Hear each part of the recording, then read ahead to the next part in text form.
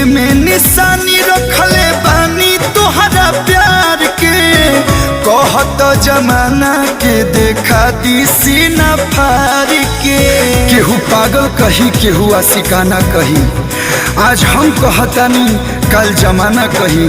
अरे तू भले केहू और के हो जा, लेकिन हमके लोग तोहरे दीवाना कही। दिल में निशानी रखले बानी तोहरा प्यार के।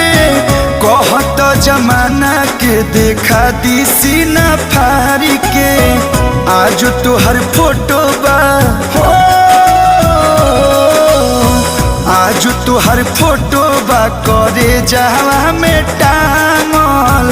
आज तोहर फोटो बा करे जावा में टांगल। यही से दीवाना तोहर भइल बाटे।